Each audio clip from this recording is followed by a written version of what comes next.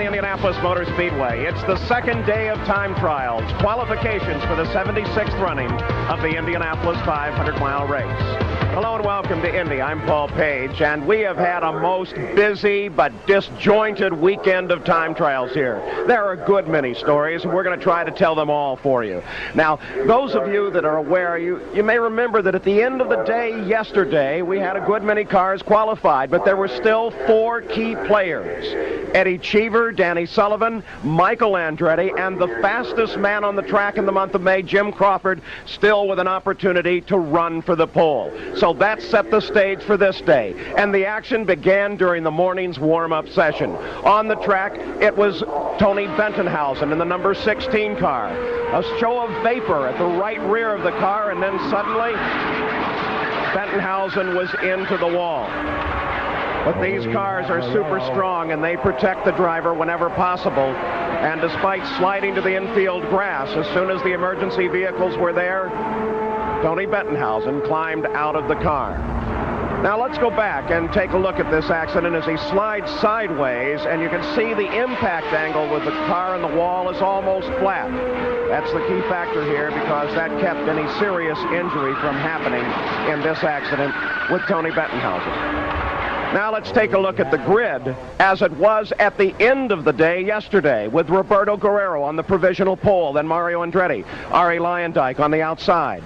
In the second row, Gary Bentonhausen, Scott Brayton, and Rick Mears. The third row, Bobby Rahal, Emerson Fittipaldi, Al Unser Jr. In the fourth row, Stan Fox, John Andretti, rookie Eric Bachelard. The fifth row, Philip Gosch, another rookie, Scott Pruitt, and John Paul Jr. The sixth row, Paul Tracy driving for Roger Penske, Jeff Andretti, and the Canadian driver, Scott Goodyear. That's the starting grid at the end of time trials yesterday. So the action began at 12 noon here. Let's take you back to the very first run of the day with Danny Sullivan, as Bobby Unser, Sam Posey, and I called it.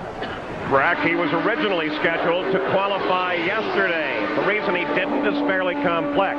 Here's Gary Gerald. And alongside is Rick Gallis, one of the owners with Maury Cranes of that car. We know that Guerrero brought out the yellow light. Danny didn't get a chance to come in and used up too much fuel. Was it simply a matter of time to refuel the car to get back in the line? It was, Gary. We just had a difficult time getting him back to the fuel center and then back out here. And by the time we got back out, then it was too late. So how much did that cost you? Is it going to, because it's warmer today, will that deny you a chance to get a big speed? Well, I think the conditions were actually better, but that's the rules, and we can't go beyond 6 o'clock, and so we just have to take what we can get. Thank you, Rick. Well, nevertheless, this run will count as a first-day run in qualifying. He has a chance for the pole as he has started his first qualification lap and is already halfway through it. Danny Sullivan in a brand new Galmer powered by a Chevy. At times, the combination of his good looks and the media attention that he receives overshadows how good he really is. Of course, he has won this race, and he is consistently a front runner. Just look back at Long Beach as he comes up to complete this first lap. Check the speed. Tainted, as it was a little bit because he touched little Al at the end of that race. It was still a brilliant victory. Well, the speed average for the first lap above 225 miles an hour for Danny Sullivan.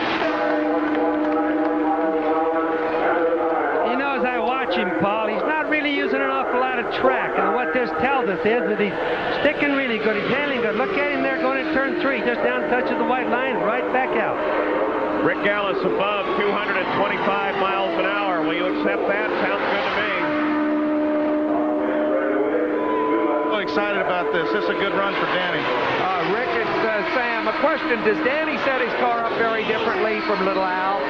Not actually. We've been working real close together. Tony Cicali's with us this month, and he and Alan have been working real good together. And this is a good race car, and we've spent a lot of time working on race setups. We really haven't worked hard on qualifying because of the Buicks, and we think we got a good package for race day. The second lap in at 225.383 miles an hour. Danny Sullivan working down the backstretch now at 228 miles an hour, a backstretch speed.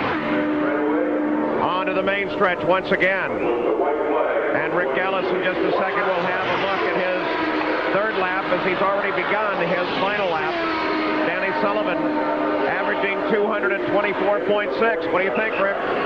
Well, we're really excited about this run, and Danny's done a good job, worked hard all month, and we're most excited about the race now because we've got a good race car. Is this faster than you expected? It really is. And with these conditions, it's a little bit faster than I thought. So let's get him across and take the checker. We'll be okay. The conditions being temperatures approaching 80 miles an hour. On the final lap now, Danny Sullivan sees the checkered flag ahead.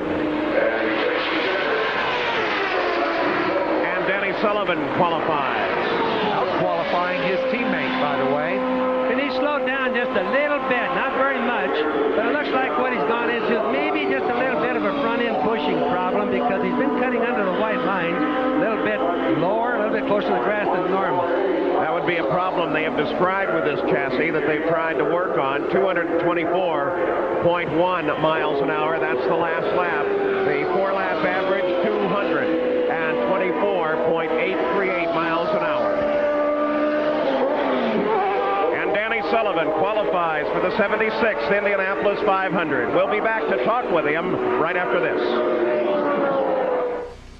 I'm Jack Arute, and we're with Danny Sullivan, who earlier today completed his qualifying run, good only for the middle of the third row. Danny, would have been any different if you had qualified yesterday? Well, I'm not so sure whether the speed would have been or the position would have been any different, but I think the speed might have been different. It was cooler. It was ideal conditions. We had to readjust the car this morning for the first really hot, warm, humid day that we've had all week. The entire team, both you and Al Jr., your teammate, have had their share of problems getting the Galmer dialed in for Indianapolis. So you feel you're getting closer now? I think we're getting closer, but the car's very sensitive. Of course, we're the quickest Chevrolet A car out there, even quicker Ray Hall and some of the other ones that are supposed to have the great chassis. So we're not that far off the pace. It's just whether we're going to be able to run strong enough during the race to really compete with the Fords and the Buicks. Next out was Eddie Cheever. And let's go back to Paul Page for the call. On the track now, Eddie Cheever, in the warm-up session, he ran over 230 miles an hour, so this could definitely be a bid for the front row. Perhaps even a threat for Roberto Guerrero, though it's not likely. It's a Ford Cosworth-powered Lola out of the Chip Ganassi stable.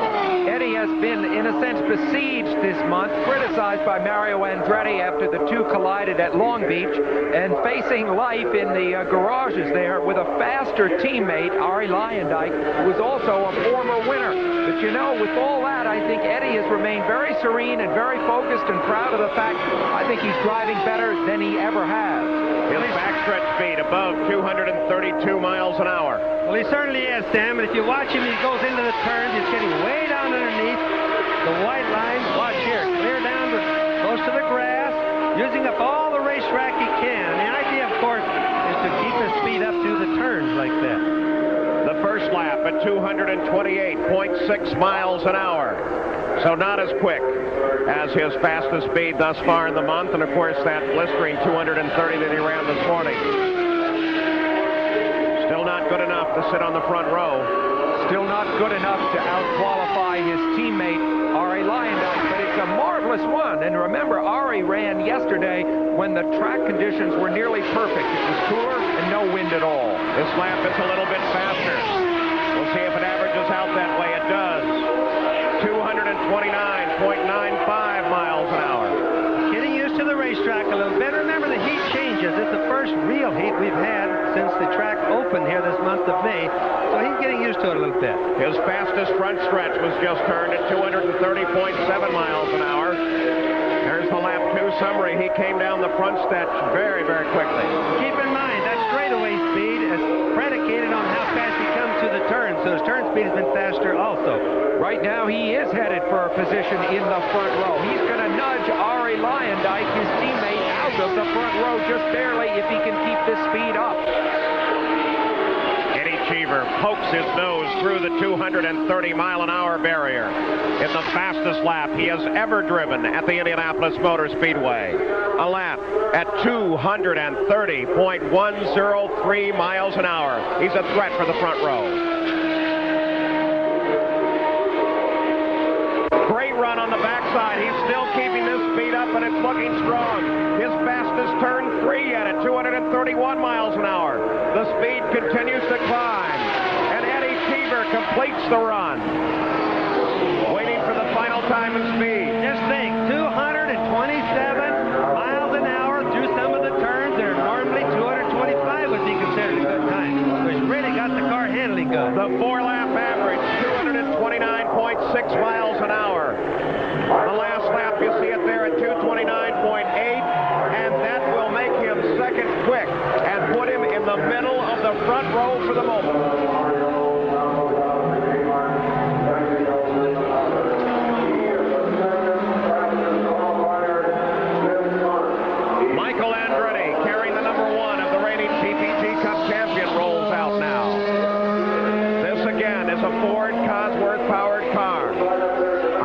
Possibility to take the pole away from Roberto Guerrero. You just saw we had an incredible performance from Eddie Cheever. Now can Michael Andretti do it better than that? Now keep in mind, Michael Andretti would be what we would call the factory car, the factory driver. The Lola Factory's factory type entry car in Ford Motor Company. Little golden-haired boy right now, and he's certainly about the hottest thing we have in the circuit. Sometimes small things are significant. When Michael came down the pit lane moments ago to start this run, there was a blockage there. He had to delay, shook his fist momentarily.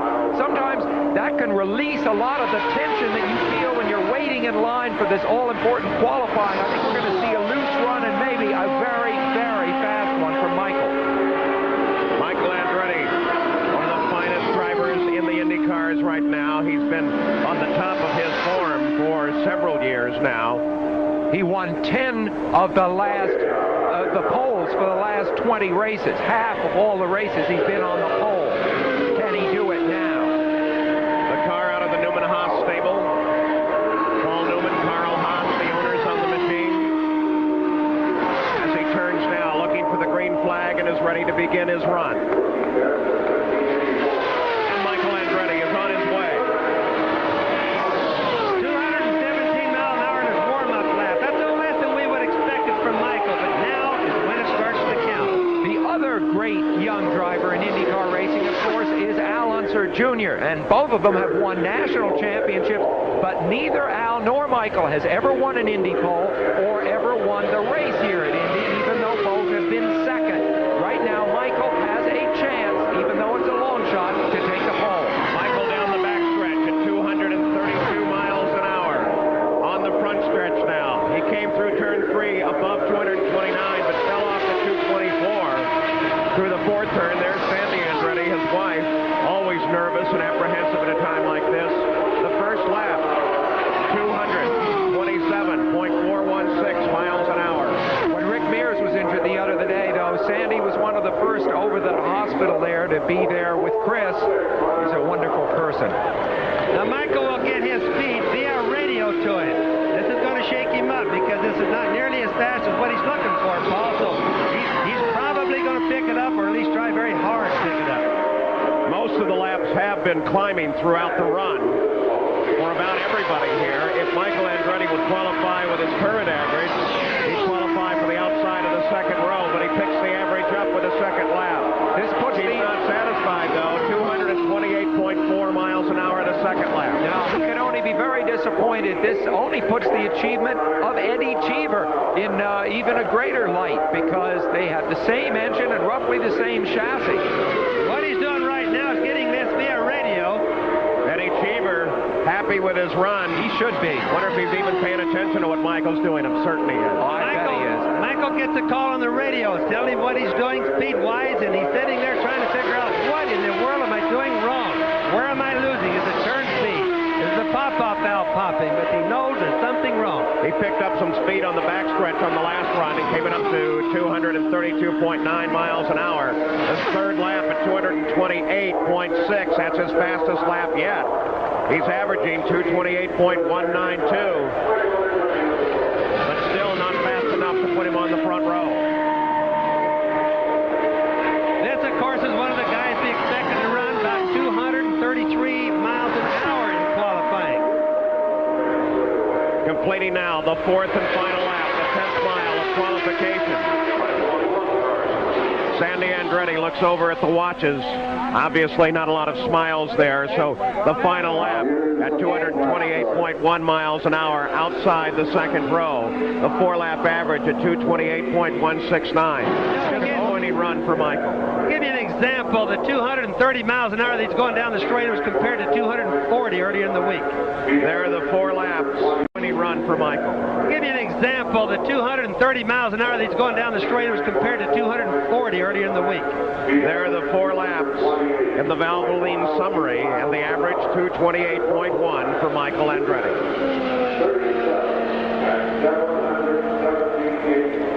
So Michael Andretti is not fast enough to unseat Eddie Cheever from the center of the front row, nor take the pole. Right now, Eddie Cheever is with Jack Arute. Well, Eddie Cheever, absolutely an incredible run, especially in the heat of the day. You really surprised a lot of folks. Did it surprise you?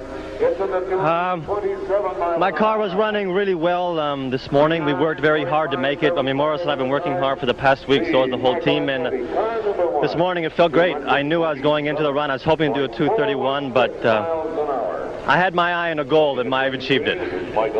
An important goal as well, because your sometime teammate here just for Indy had already put a car in front row position. That gave you a lot to think about over the night.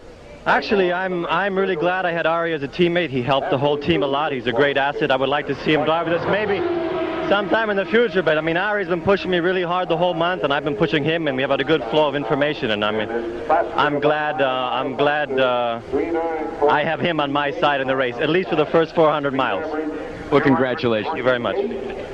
So Eddie Cheever in the Indy 500. There are plenty of great souvenirs at the Indianapolis Motor Speedway, and plenty of great stories still coming up. Ted Prappus's car is undergoing a pre-qualifying technical inspection. Now, after Michael Andretti's run, Jack Arute had a chance to talk with him. Michael, it's got to be a disappointing run. It was, but the writing was on the wall this morning. For some reason, this engine's down on power, and I knew it this morning, but there was nothing we could do about it because there's no time to change it. So very, very disappointing to know that we should have had a shot at the pole, and we didn't, because I don't think it was the conditions that did it. It's just that we didn't have the power. When you get out there and you start to put it right to the floor and you know that you're down on power, what's the frustration for 5 miles? It was really frustrating. After I saw the first lap, it was only 2:27. It was just big disappointment. So still one key story. Tony Bettenhausen wasn't the only action in this morning's warm-up session. At the end of the session, Jim Crawford again blew an engine, sending his crew running back for an engine change. It was a pleasant surprise to suddenly see Jim Crawford's car make an appearance on the pit road with mechanics still struggling to install the engine. But in their haste to bring the car out to the line, one of the mechanics who was pushing the car, Mike Perkins, caught his foot under the left front wheel. The car ran over his leg. So Perkins writhed in pain on the pit lane while a number of crew members and other officials rushed to his assistance. And then a few minutes later, at the qualifying line, the car was pushed away. Apparently, the officials had ruled that it was not presented in an appropriate amount of time. So Jim Crawford, along with his Buick-powered car, headed back toward the garage area. What an up-and-down time for Crawford. At the end of yesterday's qualifying practice session, the engine blew. They took it to the garage area. A new engine was placed in the car, and it was brought back to the qualifying line, ready to qualify. But then time ran out. Then this morning, another practice session, another blown engine. But this time was not on Jim Crawford's side. So the man who had turned laps above 233 miles an hour, the fastest man all month, lost his chance for the pole. Jack Arute was right there. Jim, you came close. You blew an engine in the last practice session, and you guys just thrashed at it, but you didn't make it in time for first day qualifying. No, I think we missed it by 6 minutes there. It was a hell of a try, though. 40 minutes for an engine change. That's. But on the way out, they were still working on the car. Yeah, the rule book says we've got to be there when called for. So we just tried it. We brought it out in bits, and we thought we could maybe carry on building it in the line here, but they said no. So we'll go and finish it properly and just take a second day deal. And with that, the run for the pole was over. Roberto Guerrero, officially the pole sitter for the 76th running of the Indy 500. Another great story, that of A.J. Foyt. He tried a run yesterday and waved off it. This is the final lap of his run today. A.J. Foyt running with a pretty good average above 223 miles an hour. Some people think A.J. ought to retire. I got to say I'm not one of them. At the age of 57, he was able to turn in this terrific run. And to my mind, A.J. Foyt is just as entitled to be in this race as anyone else who can qualify it. I love to see him race. The average for 3 laps at 223.1 miles an hour. And then powered the car on through its 4th and final lap. And in doing so, was ready to run in his 35th Indianapolis 500-mile race. A.J. Foyt flashed across the yard of brick, took the checkered flag from Dwayne Sweeney. His 4-lap average at 222.790 miles an hour, and A.J. Foyt was in the race. A great qualifying run for the great A.J. Foyt of Houston, Texas. We'll return with more action from the time trials after this message and a word from our ABC station.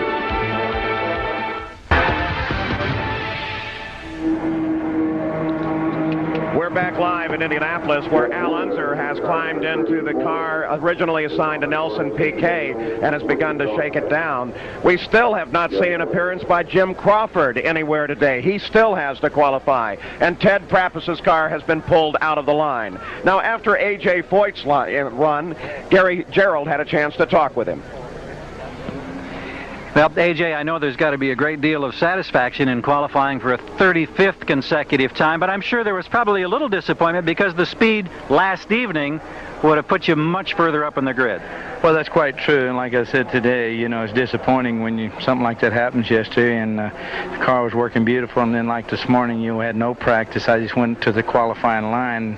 In the first hot lap I had in the race car is when I took the green flag, and I don't care if you're young or old, that's kind of hard to do at this place because the wind really got me in trouble down in turn 3 and 4, you know, the last 2 laps. I got in serious problem. The fact that you were running at over 226 miles per hour in the qualifying attempt Saturday evening, did that prove a point in your mind that the old talent is still very much there for A.J. Foyt? Well, I think I proved a lot of things to a lot of people today, that even though I knew the car worked good yesterday, that you don't have to have all that practice. And now you get ready for 500 miles once again at Indianapolis. Is this car, this team, is this driver capable of winning one more? I think the biggest thing in this race right now, where I'm having to start, I'm going to have to be very careful for accidents starting back there. That's one reason I'm disappointed that what happened yesterday, where I could have started up front, because right now you can have to drive a smarts-up race, you know. Well, we wish you safety and we wish you well. Thanks. Thank you very much. All right. Okay. So with all that action, the field changed drastically. We showed you the grid earlier. Here now, after that action, is the way the grid's set with Guerrero, now Eddie Cheever, Mario Andretti making up the front row. The second row, Lion Dyke, Gary Bettenhausen, Michael Andretti. In the third row, Scott Brayton, Danny Sullivan, Rick Mears. Row number 4, Bobby Rahal, Emerson Fittipaldi, Al Unser Jr. The fifth row, Stan Fox, John Andretti, Eric Bachelor. The sixth row, Philip Gott, Scott Pruitt, John Paul Jr. In row 7, Paul Tracy, Jeff Andretti, Scott Goodyear. And in the 8th row, A.J. Foyt and rookie Jimmy Vasser. Now this year has seen a diverse crop of rookies as any in recent times. One of them, who sadly will not make it into the race, is Nelson Piquet. He crashed heavily and is hospitalized. Our Sam Posey has his story. During his 13 years in Formula One, Nelson Piquet won a total of 22 races and 3 world championships, an historic career. The end of last season, without a ride for 92, he went home to Brazil. Then came the offer to drive Indy, a scaled-down schedule that would allow him to enjoy life and still race. We spoke to him Thursday, just before his crash. I'm nearly 40 now, and after everything I've done, I would like to have a little bit better quality of life. When I say quality of life, it's maybe sleeping in one bed for many days. You know, we're all in the road in Formula One. We've been all in hotels and different places and different hotels, different pillows, and that's go forever. And I've been done for 13 years. You miss everything. You miss a house, a dog, everything. The former world champion made driving at Indy look easy, running at over 228 miles an hour until this. Turn 4, a 360-degree spin head-on into the wall. Virtually injury-free in his years in Formula One, Nelson's luck had run out. The injuries to his feet and legs are brutal. What an irony that a man just starting to think about a life beyond racing suddenly faces that life with injuries that will make it very different than he could have imagined. And yet there is some good news about the potential for him to recover from those injuries. Earlier today, Dr. Tom Southern and Dr. Terry Trammell operated on Nelson Piquet to inspect those injuries. They expected that he will be removed from the critical care unit and into a regular room later today. And then sometime during this week, Dr. Tom Southern will go in and begin the process of skin grafts. Good news all the way around for Nelson Piquet. Paul? See those giant trucks? They transport the race cars, their teams, the extra engines. Some of them are even small machine shops. We'll be back with more from Indianapolis. Back at Indianapolis, what would an Indy 500 be without Mario Andretti? We take you back to his qualification run. The final 2 laps now, Mario had been averaging above 228.7 miles an hour. Well, interestingly, this run was destined to be just a 1/10 of a mile an hour slower than Eddie Cheever's. Mario and Eddie will wind up on the side-by-side on the front row. Curious, isn't it? They crash into each other a couple of weeks ago at Long Beach. Harsh words are exchanged. Each man comes here on his mettle and pumped up, and each turns in his best performance of the year so far. I hope they settle their differences before turn 1 on the first lap of the race, and I'm sure they will. Mario's one of these guys that really has invented running under the white line. Watch him as he goes down. He gets real close to the walls coming off. But when he goes down into the turns, he really gets down close to the grass. At one time, USAC was even trying to make it rule you couldn't do that.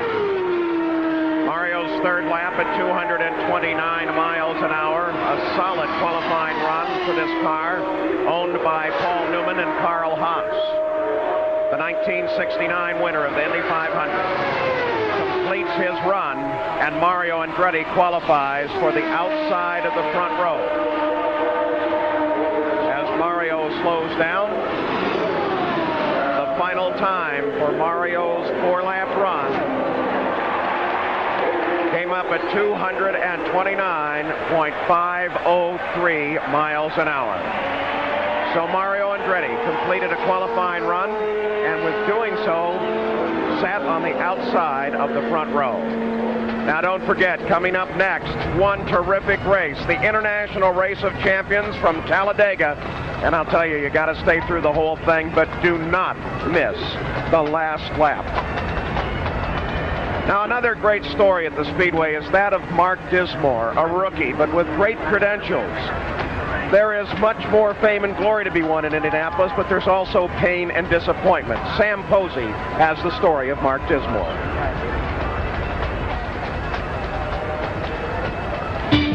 Last year, on the day before qualifying, rookie Mark Dismore from Greenfield, Indiana, crashed into the pit wall and suffered multiple fractures. His lifelong dream of making the field for the Indy 500 ended for the moment in the hospital.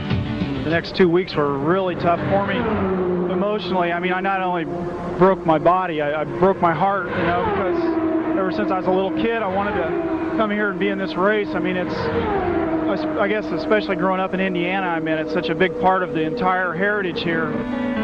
His injury is not fully healed, and his car's gaudy paint job suggesting a confidence he doesn't feel. Mark is back again at Indy this year. 4 weeks ago, he won a Formula Atlantic race, a big step, but he still feels like he doesn't quite belong at Indy. Why did he come back?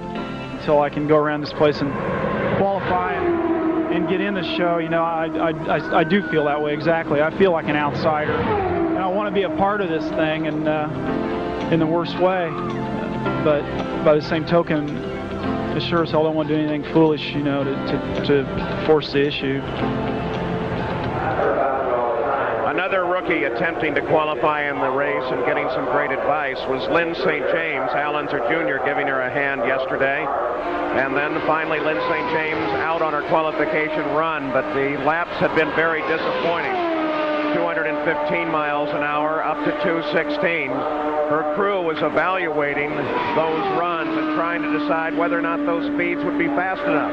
They were especially disappointing considering that she had been faster than that. Apparently what happened was Lynn St. James was trying to listen to the pop-off valve, as all drivers do, but being a rookie was unfamiliar with the sound.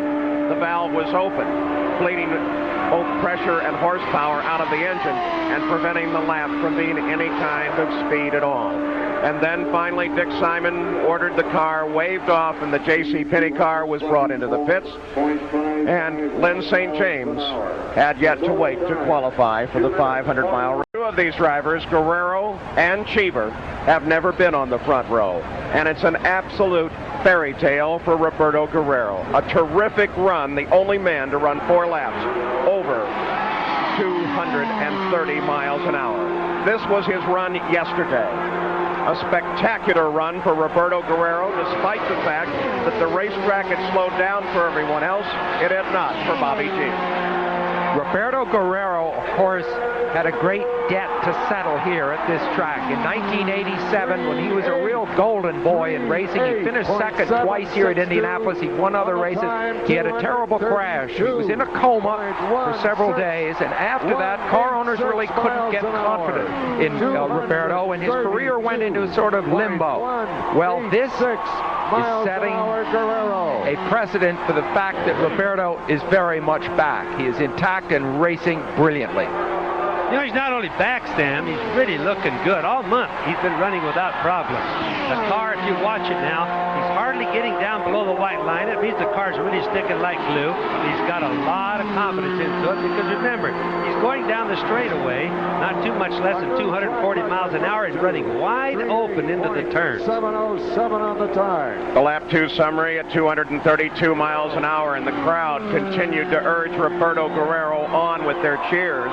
Surprisingly enough, Guerrero told me that the car did not react to the hot sun. It reacted only to wind, and there was very little wind. Yeah, everybody else lost 2 or 3 miles an hour yesterday, and we'd gotten to the point where we thought the track was just slow. And then out came Roberto for this great run. He's been living by himself in a house he owns here at Indianapolis, really missing his wife Katie and his family. It's fantastic to see him achieve this. You see what it meant to the crew. Another lap reported out is better than 232 miles an hour. Kenny Bernstein is ecstatic.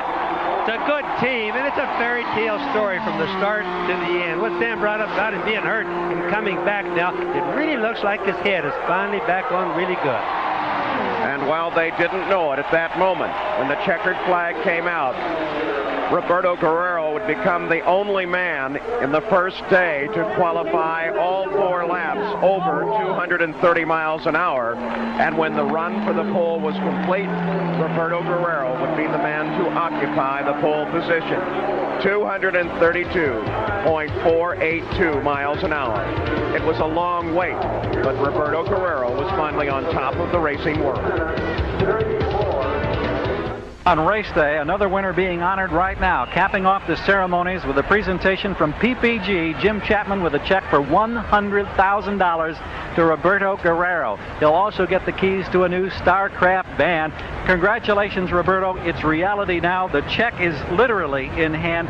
It's got to be a great moment in a career that's seen more than its ups and downs. Oh, I'll tell you, Gary, it's wonderful to hold this check in my hand, and I didn't really sleep very much last night. You know, it was kind of a long night, a long day, a long wait, and it's finally mine for sure. Nobody can take it away, so I'm really thrilled. And I'd like to thank Jim and PPG for their great award for $100,000, and I'm going to appreciate it very much, especially receiving it from Jim. How concerned were you that your teammate, Jim Crawford, might be able to take this check away? Well, I was very, not only him, but Michael and Eddie were running very fast. There were still 3 cars that had a very realistic shot, and for that reason, I didn't want to, I just didn't want it to slip away so badly. And so now you start thinking about 500 miles and maybe a return visit to this platform for even bigger prize money. Oh, I'll tell you, that would be definitely a lot nicer. So, like you said, we now need to put these to one side and start working on a race setup, and I think we're going to look pretty good in the race too. We look forward to race day. Congratulations, Roberto Guerrero. We'll go back to Paul Page. The check was dated yesterday. It took him to today to earn it. Well, here are some drivers still to qualify as we look down a list of about 17 guys who have opportunities yet to make it into the Indianapolis 500-mile race, and there is time to do so, not only today, but in 2 more days of qualifying next weekend. Some great names there. We'll be back with more from Indianapolis. In the time trials from Indianapolis, 8.5 rows are now set with Roberto Guerrero solidly on the pole. Eddie Cheever with his Ford Power in the center of the front row. Mario Andretti outside. The second row, Ari Lyonside, Gary Bettenhausen with a Buick, and Michael Andretti. The third row, Scott Brayton, Danny Sullivan, Rick Mears. Down in the fourth row, it's Bobby Rahal, Emerson Fittipaldi, and Al Unser Jr. The fifth row, Stan Fox, the great midget driver, John Andretti, and rookie Eric Bachelot. In the sixth row, rookie Philip Gott, Scott Pruitt, and John Paul Jr. In the seventh row, rookie Paul Tracy, Jeff Andretti driving for A.J. Foyt, and the Canadian Scott Goodyear. In the eighth row, the great A.J. Foyt himself, and rookie Jimmy Vasser. So there are still 3 rows to be filled and 1 position. We will have live coverage of the greatest spectacle in racing, the Indianapolis 500, Sunday, May 24th at 11 o'clock Eastern. Do not miss that coverage. We're looking forward to an incredible Indy 500. The executive producer of the Indianapolis 500 time trials is Jack O'Hara. Today's show was produced by Bob Goodrich, directed by Don Ohlmeyer. Technical director Joey Chavo, Richard Drummond. Associate producers Ben Harvey and Debbie Cole. Feature producer Emily Deutsch. Associate directors Norm Samet and Patrick McManus.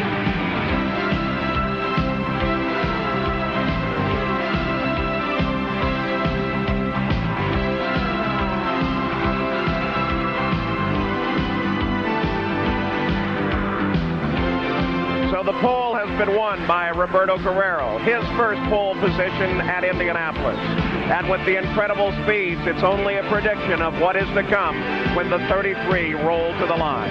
I'm Paul Page for Sam Posey, Bobby Unser, Jack Arute, and Gary Gerald. So long for now, and join us on race day.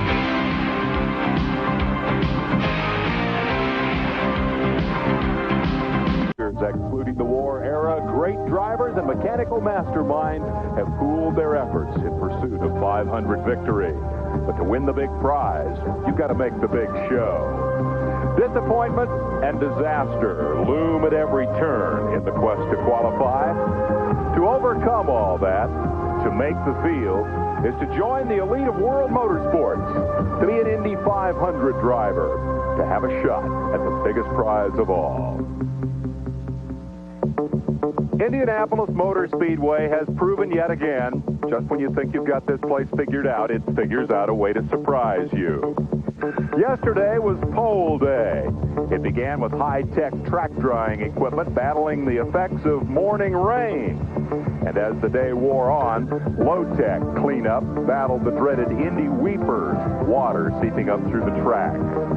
Practice was delayed until 2 o'clock, and then promptly the pole favorite, Jim Crawford, went out and blew an engine. His pole day bad luck continues. The mandatory half-hour practice session ground on, and Hiro Matsushita, the first Japanese driver to make this race, ground the turn 4 wall after hitting another driver's oil. He suffered a broken leg. Precious time to run for the pole continued to slip away. Already anxious drivers fought to maintain their legendary cool. Finally, 4 in the afternoon, Ari Lyondike is first out to run against the clock. The 1990 Indy 500 winner uses Ford Power to take the early pole. Back to Friday, when a blown engine sent Gary Bettenhausen into the wall for the first time since '68. Yesterday, Gary B. was back in style, and with a smile, he made the big show at nearly 2:29. A Wednesday, frightening moment. In turn 2, Rick Mears slams the wall after a mechanical failure. The 4-time and defending champion slides down the backstretch on his head. But yesterday, with a soft cast on his right wrist and a broken bone in his left foot, Rick qualified as the fastest Chevy, comparatively slow, at 2:24.5. Roberto Guerrero won his first Indycar race 5 years ago. But these black skid marks stand as moot testimony to the tire testing crash a week later that nearly took his life. Yesterday, in grand fashion, Roberto got even with Indianapolis Motor Speedway. He shattered the track record at 232 miles per hour. New marks for 1 lap and for 4.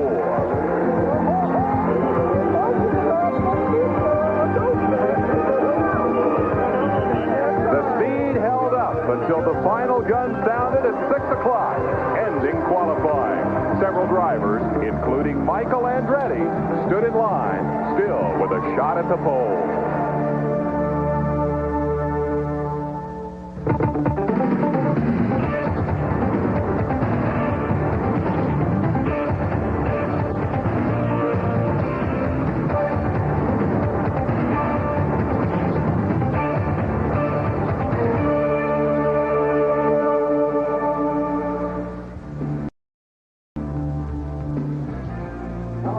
Happy Mother's Day from Indianapolis Motor Speedway, scene of time trials for the Indy 500. Big crowd on hand here for this second day of qualifying and what ultimately is the final day of the run for the pole.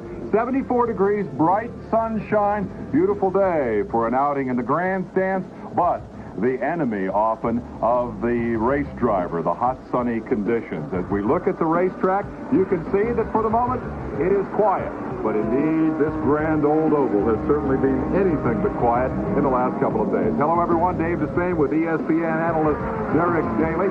And in the background, you may hear the engines firing. The track is now open for practice. We're going to explain what must be the most devilishly complicated qualifying procedure in all of motorsports as we go along here in 3 days of coverage. But first, why is this whole procedure so important? Well, although we come here for the month of May for the race at the Indianapolis 500, there very definitely is 2 races here this month. There's a race for the pole. Now, some people chose not to take part in that, like some of the Chevrolet runners. Bobby Rahal knew he was not going to be successful at that.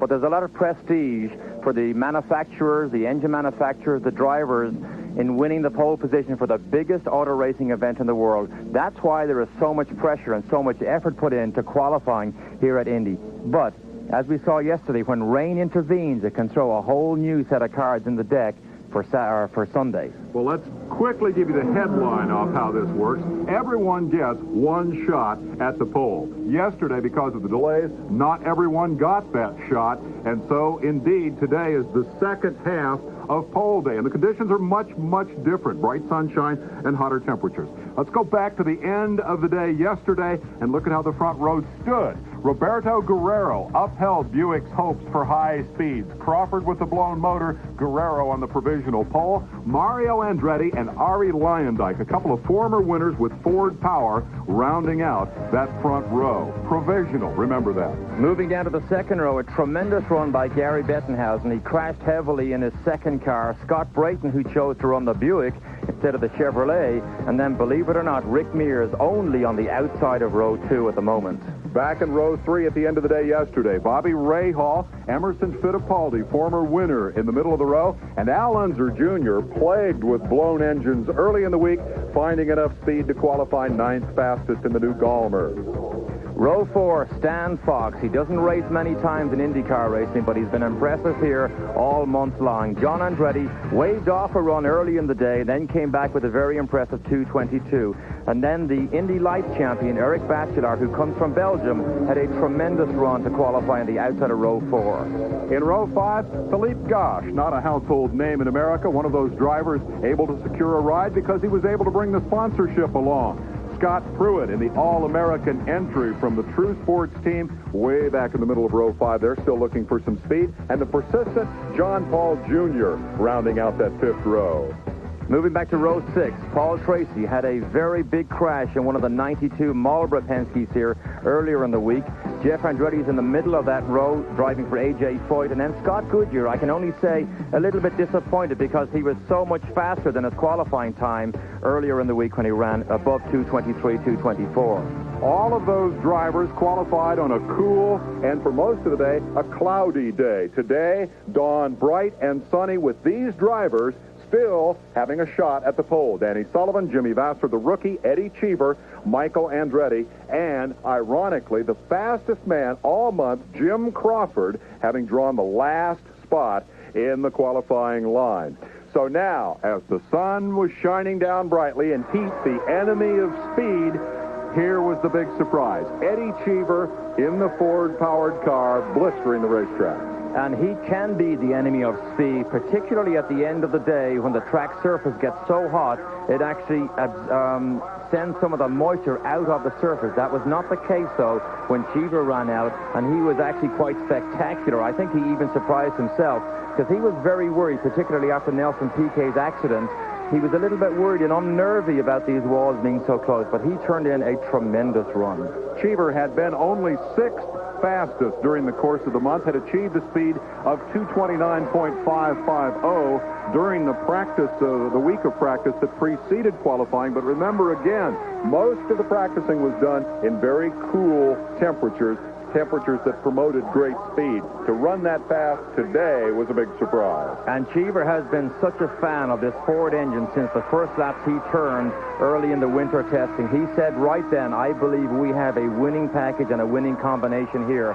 He combines that with good handling with the help of engineer Mo Nunn, and Eddie Cheever, I think, had a big smile on his face after this tremendous qualifying run.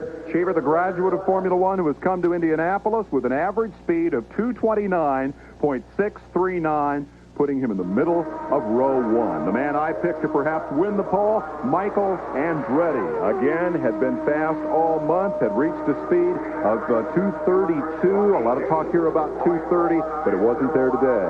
Here's somebody we always watch as soon as he takes to the racetrack. He's very spectacular. He's very fast, no matter what racetrack you put him on. And having seen what Cheever did, everybody expected Michael to actually eclipse that mark. He wasn't quite able to get to Cheever's mark, so Michael will end up having a lot more work to do on his race day setup. The white flag for Andretti as he heads into the final lap of his qualifying run. The reigning Indycar champion, the standard bearer now of the Andretti family legacy. And knowing full well, I think, that he didn't have a shot at the pole, perhaps going out there to race his dad, who at that moment sat on the outside of row 1. The interesting thing, if you watch very closely, you can see Michael's car actually twitch ever so slightly on the entrance to corners. Now, that's something that can spook drivers on super speedways here. So I would estimate or guesstimate, whatever you want to say, that Michael was not 100% happy with the handling of the confidence feel in this car during this qualifying run. Andretti came to the checkered flag, stopping the clock with an average speed of 2:28.169, and that was good only for the 6th fastest qualifying effort of the day.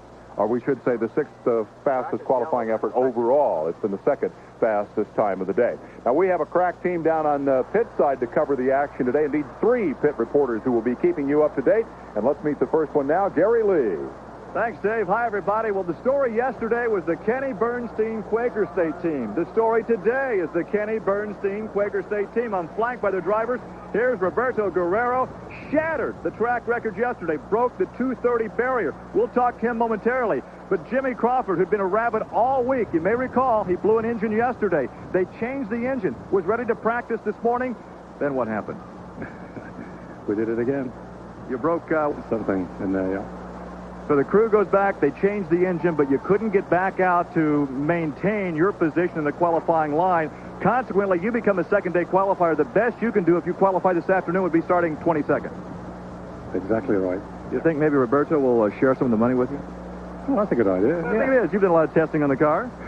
Yeah, we've both done it. It's one of those deals that for Quaker State and for Buick, if anybody had to beat me, then it had to be him. So it's not a complete disaster. Always personable. The Scotsman now living in Florida. And here is the guy that shattered electrified the crowd yesterday. 2:32.482, a four-lap qualifying record. Right behind, they're about to make a presentation, $100,000 from PPG. Congratulations. Thank you. Yes, I feel obviously bad for Jim. You know, it would have been really nice to have two green Quaker State cars on the front row. Sometimes you get the break, sometimes you don't, and I seem to have gotten them this weekend, so I'll take them. I'd like to thank PPG for the award that they're just going to present me of $100,000, and obviously thank Quaker State, the whole Buick people, and the whole King Motorsports organization. Really, they did a wonderful job, and it's sure nice to be on the pole. Now we have to work on the big one. Racing can be a trade-off. 87, you almost had the thing won, then a serious practice crash, some time in the hospital unconscious. Does this offset that? Well, I mean, obviously, I think this upsets a lot of things. You know, it's wonderful. I don't even think about the past. You know, this is the future, and we'll just have to try and keep going, you know, the way it's been going so far. What would you like to say to Nelson Piquet, who's perhaps watching right now? Well, I mean, obviously a tough break. You know, obviously he created a great impression here. Everybody was really impressed with the way he was doing, the way he handled himself. So we just hope that he liked it enough that when he gets better that he'll come back and do it again. Here's the better half. This is the gal that's going to spend all the money. This is Katie. You got it spent already? You got that right. You bet I do. Buy some new tennis rackets. We'll play tennis later this month. Okay, sounds good. Congratulations. They're going to run over there, Dave Despain, and collect a check for $100,000 from PPG. A pair of comeback stories on that Quaker State Buick team. Both those drivers have been badly hurt at this racetrack. They had very different outcomes here today. You like Katie's hat? You like Katie's hat? Yeah, I like that hat. They look good. We are going to take a look now at the updated grid. We have had a qualifying attempt from every driver. Guerrero held the pole. Cheever took second. Mario dropped to the outside of the front row. Harry Lyondike with a great run earlier today will be inside row 2. Bettenhausen and Michael Andretti alongside. Michael, many felt had an outside shot at the pole. We'll hear from him in a moment. Scott Brayton chose Buick power, carried into the inside of row 3. Danny Sullivan alongside, and Vic Mears. Two big surprises there that we'll talk about. Ray Hall, Fittipaldi, and Al Unser Jr. will comprise row 4. In row 5, Stan Fox, John Andretti, Eric Bachelard. Row 6 is Gosh Pruitt and John Paul Jr. The qualifiers thus far today, rounding out with Paul Tracy, Jeff Andretti, Scott Goodyear, and finally, A.J. Foyt. And so now I think it's time to go to the second man who took a shot at the pole today. Let's hear from Michael Andretti as we go back to the pits and hear from the second member of our pit reporting team. Hello again, everybody. I'm Marty Reed, and right alongside me is Michael Andretti, who is all week long one of the 3 fastest every single day out here. But now, in the heat of 73 degrees, you're on the outside of row 2, and I know you're not happy. Well, it's not the heat, for sure. The car worked perfect. It was capable of doing the pole, but we just had a problem with the power. We just lost power, which we lost power this morning, and we just didn't have time to do anything about it. And we pretty much knew we were in for this. You're about the only Ford who had power problems, because you look up on the board and 3 out of the top 4 are Fords. Yeah, I know. The engines have been running perfect all week. I mean, not one little problem. And then when it comes to qualify, I have my little problems. But, you know, qualifying one thing, race another. You get it sorted out by then? It's sorted out. The car's ready to go. I mean, we could race tomorrow, you know, if we put another engine in it. But, you know, it feels good. Michael Andretti, he'll start on the outside of row number 2. Obvious disappointment for Michael Andretti, but he is certainly not the only one. There have been a great many difficulties and disappointments here. One of them for A.J. Foyt. Got up to 226 yesterday, blew the engine. He's with our Jerry Punch. Jerry? Thanks, Dave, and hi, everyone. I'm Jerry Punch. This man here needs no introduction. Super Tex A.J. Foyt, 4-time Indy 500 winner at A.J. A good qualifying effort for you today, 222.7. Not what you would have liked to have run and not what you were running yesterday. No, that's true. You know, we changed the motor last night, and we didn't get no practice this morning. So I just rolled the line, and we could have waited till this evening and probably run faster and shook the car down. But after everything went wrong yesterday, I didn't want to take a chance. I just wanted to get in the race. I had nothing to gain, just get a spot. 226 miles an hour yesterday. You had to be holding your breath that 4th lap, and it just let go down the backstretch? It just broke a connecting rod bolt. One of them things that happened, but I tell you, I run the 226 a lot easier yesterday than I did today. I thrilled the hell out of myself the last 2 laps. Pretty tough on a man who's still awfully young at heart. Well, that's quite true, but it's catching me. A.J. Foyt trying to make it one more win, maybe win number 5 in the cards here at Indy. Dave? Here is a car that will be driven by one of A.J.'s compatriots among the 4-time winners. Al Unser Sr. will pilot this machine. Gary Bettenhausen is about to take it out and shake it down as we continue our coverage from Indianapolis Motor Speedway.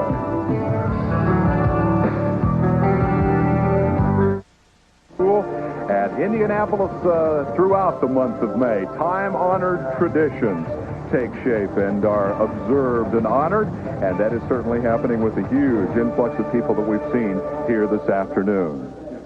There is part of that crowd, the part that have earned seats overlooking pit road, where right now there is, I think, one of the more interesting stories of the month. Certainly one of the star-crossed teams of the month, John Menard's team with the Buick engines.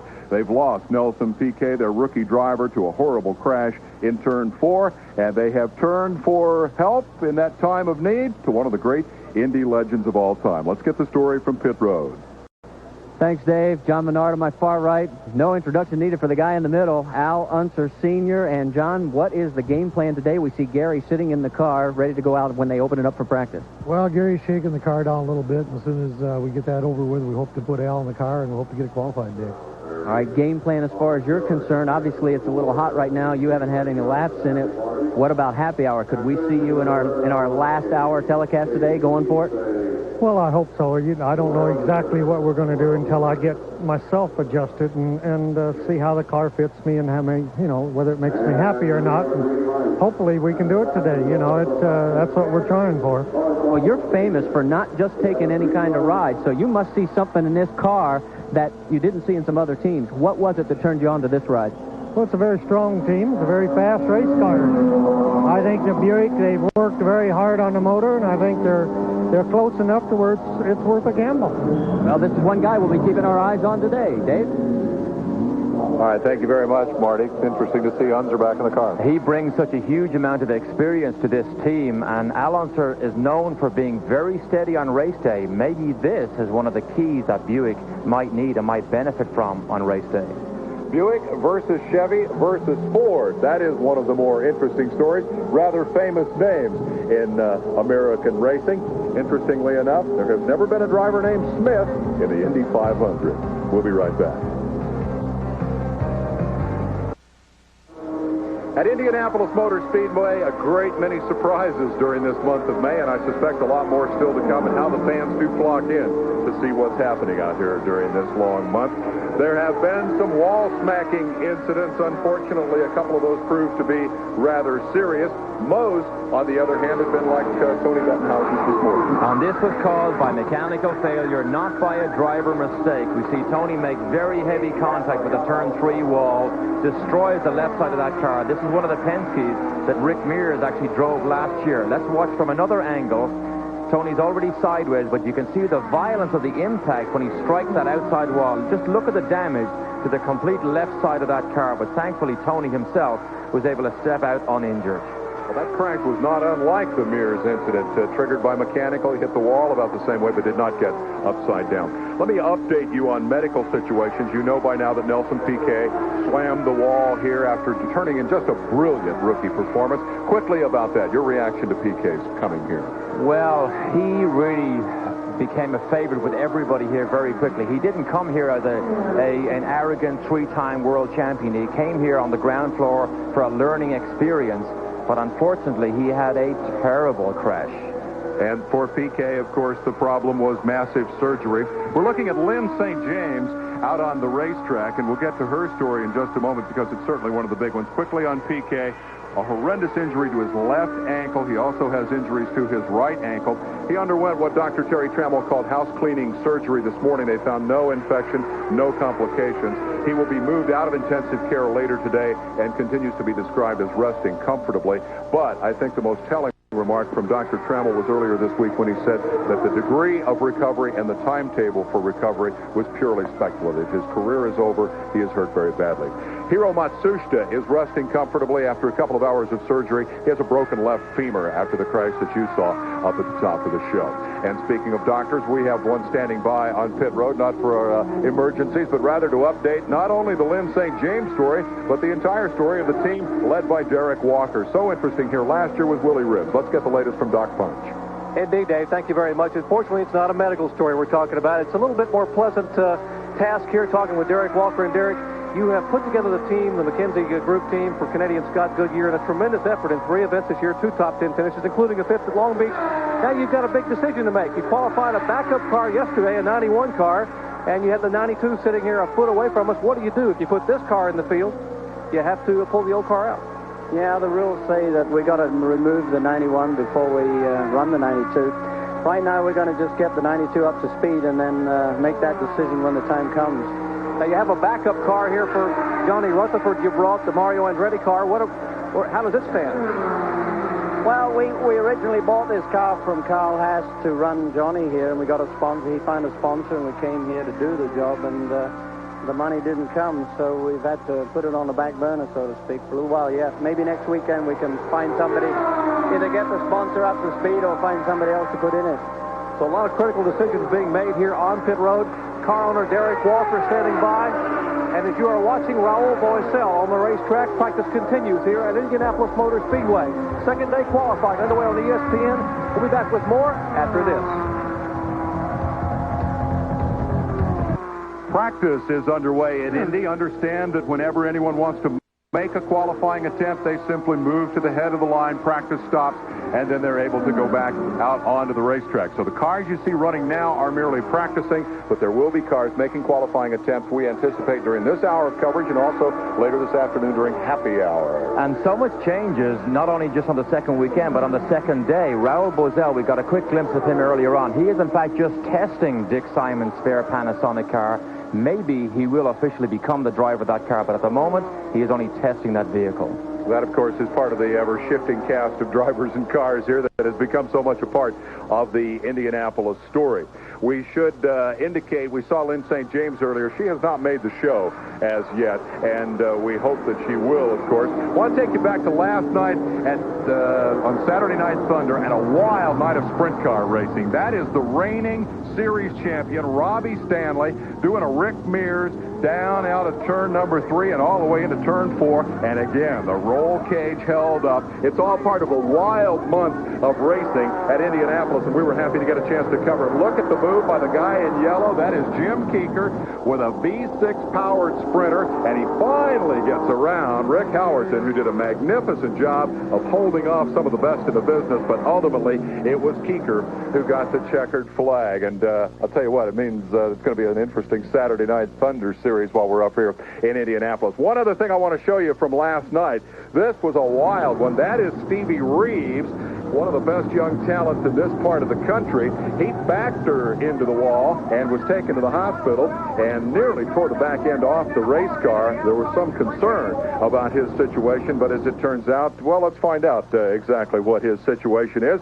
I understand we can go trackside now and get a medical update that will be just as current as we can make it. In fact, Dave, we can go straight to the horse's mouth. Stevie Reeves, how are you feeling? I'm pretty sore this morning. It's a little hard to pick up my shoulder and move around a little bit, but, you know, we come to go racing, and this is kind of where I want to go, so you need to be out here. It didn't do me no good sitting at home. As far as any other injuries, just the right shoulder, you said you felt it pop out and then pop back in? Well, yeah, they think I dislocated it and the muscles pulled it back in, but I took a pretty good shot. Car's in worse shape than I am. That's what concerns me right now, but no, it's just one of those deals. It's just a racing accident. I mean, you're out there running hard and those things happen, and if that's the worst that comes out of it, that's pretty good. Well, the guys in the in-car camera truck want to talk to you. They say there's some damage they want you to take care of. Let's go back upstairs. Good to see you out of there. Thanks a lot. He certainly did trash that onboard camera, but he gave us some great Saturday Night Thunder pictures.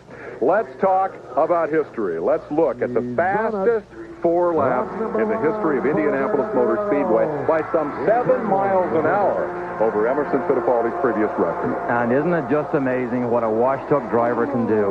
When I say washed-up, Roberto Guerrero's career took a backward step after that terrible crash in testing here at the Speedway. He drove for Vince Granatelli. I think he was let go because I don't think Vince believed in him enough. he got the Alfa Romeo deal, and he was let go there because the engine didn't have enough horsepower, but the team thought the driver didn't have enough horsepower. But then see what happens here. The driver gets surrounded by good people, good equipment. He already has the talent because you're born with that, and suddenly he's a star. It was a tremendous run for Roberto, and I think there wasn't a single person here at the Speedway anywhere that wasn't just delighted to see this run. One could not help but root for his teammate Jim Crawford, given the fact that he too has had difficulties here at this racetrack over the years, given the fact that he had been the fastest throughout practice. But bottom line, there was not a person in the house who begrudged Roberto Guerrero this success. And when you look at his run, the amazing thing, this is the fastest car on the racetrack, and yet, if you look at his line, he doesn't look flustered in any way, shape, or form. In fact, he almost looks slower than other people. He doesn't put the inside wheels below that white line very much at all, and that is a sign of a very good handling car. Look at this, the inside wheels just barely inside. He doesn't even go out to the wall. He turns back in again, stays pretty much in the groove, and again, he doesn't have to go to the high side of the wall. That is how good that car was set up for Roberto, and he has had a smile on his face since the very first lap he took in this car way back in winter testing. He was first to go more than 230. The power plant is Buick. It is a V6. It is a push rod motor, a so-called stock block. It gets 10 additional inches of turbocharger boost because of its configuration, and it only runs at Indy because it's not allowed that extra boost elsewhere, so they focus all of their effort and all of their attention here at Indianapolis. It finally paid off big time. The question is reliability for the race. Reliability, but at this very moment, Roberto has such an adrenaline rush because no longer, in years past, you had to wait to come around to see your pit board to see what lap time you did. These cars have a digital display on the dashboard that shows Roberto his exact speed every time he crosses the finish line. So he knew he was setting lap records every time he did it. The old record, as we said, was 225 and a half back in the days when Chevrolet ruled at Indianapolis. Emerson Fittipaldi owned that record from 1990. Here are the numbers as he shattered it yesterday. Roberto Guerrero averaging 232.482 miles per hour. His team owner is Kenny Bernstein, and here's his reaction. Okay, I know he slowed down after the run. It was close to 6 o'clock. What happened? Because you know some people are going to say, hey, he slowed down so that Mario wouldn't get a chance to possibly run. Well, sure, but we ran out of fuel. We had everything on the limit. I mean, right to the nth degree. That's been our strategy since day one here. Run fast every day, try to be the quickest every day, and try to win the pole or certainly be on the front row. So we took no chances on anything in the sense of being over conservative. We were on the other side. We were very much on the edge of everything we could possibly do to get the pole, and that's one of the things we did. We knew it was going to be close on fuel. That's exactly right. All right, I got to know, do you guys jaw with each other now? You're running 300.25 mile, and they're running 232. Do they kid you about, hey, can you do that and turn left? Yeah, well, they always try to make me feel good by going 301, right? But then they say, but you don't make any turns down there. So I say, yeah, but you don't go 301 with your eyes closed most of the time either. And so Bernstein, a happy camper, fastest on the drag strip, fastest here at Indianapolis Motor Speedway. When we come back, we're going to update that Raul Boesel story, find out if he will indeed have a ride as practice and qualifying continue at Indianapolis Motor Speedway.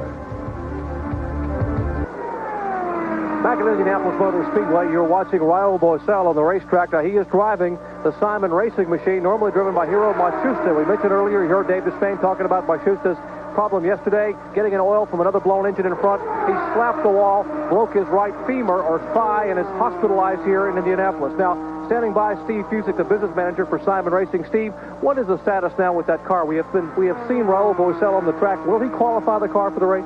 Well, we're not sure as of yet. An official decision hasn't been made yet. We've been trying for several months to put together a full year deal with Raul, and since we haven't been able to do that yet, he was in town. We put him in the car. The crew was a little bit down yesterday, obviously, after the problem with Hiro. So we thought, well, let's give the crew something to work on for a bit. Get Raul out, get him some laps in the car, and we'll see what happens. You know, we're trying to put together a deal right now with Panasonic, Sega video games, and Raul sponsors to run him in the race. Raul Boesel, no stranger to the Brickyard. He finished third here back at 89, guys, and right now he has a shot to maybe get the good car, already turning laps over 216 miles per hour. Dave? The key is Panasonic. Hero brought the money. The question is, can they keep it for Bozell? And that's a big story here. Who's got the sponsor dollars? Here's the way they stand. Guerrero has the pole with a Buick. Cheever and Andretti, Mario Andretti, have Fords to round out the front row. Row 2, Ari Lyondike, who was the first qualifier yesterday. Gary Bettenhausen, very much the crowd favorite here. And then Michael Andretti. Only once since 1979 has the team of Roger Penske been forced out of the front row. Rick Mears on the outside is the best Penske car. He's flanked by Scott Brayton and Danny Sullivan in the middle. And then we have, of course, Bobby Rahal lining up the next row. Down to row 5, Stan Fox, John Andretti, and Eric Bachelard, the first and the fastest of our rookies. Gash, Pruitt, and John Paul Jr. make up row 6 as we run down through the cars that have qualified. It's Tracy, Andretti, and Goodyear in row 7. AJ is going to be way back in row 8, and then Jimmy Vasser. We'll be right back.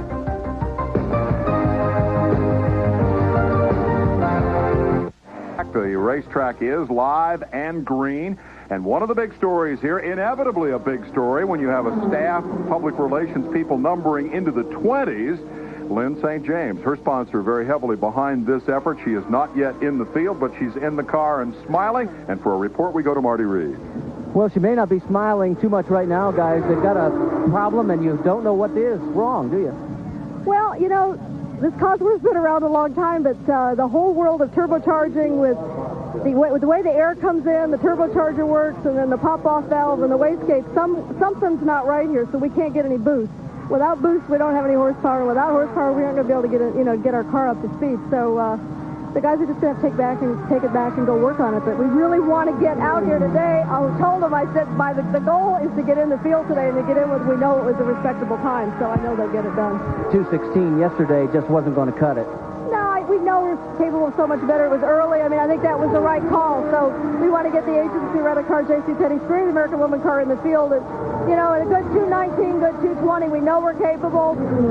The weather's going to be a little hot. We may lose a little bit of that because of the weather. That we can't control, but we can control the machinery here, so we got to get it up to snuff. Well, they want to get this one back to the garage area so they can work on it. Let's go to Gary Lee with Jim Hall. Yeah, let's go back 1978. Car owner Jim Hall, winner Al Unser Sr. You want to get a 1980 with Johnny Rutherford. Then you took a sabbatical. And now you're back for your second year. You've got John Andretti in. He was in the primary car, but now you have Didier Tays out working. Yeah, we put Didier in our third car actually this year, and we're just getting him in the car this morning and trying to get him comfortable in it and see how he does in it. You're comfortable running two cars here on beyond the rest of the season. Will you campaign two cars or just John? Well, the only arrangement we have is for Indy, and I suspect it won't go on. I don't know if we can show it or not, but they're allowing some shorts, if you will, just above the knees in the pit area, and John Andretti is out here. He may have the ugliest pair of legs on any driver in Indycar racing. He needs to hit a tanning bed someplace and get some tan on theirs. Well, the track is open for practice. The practice continues. This is qualification day number 2 as we prepare for the 76th running of the Indianapolis 500. We're live at the Brickyard.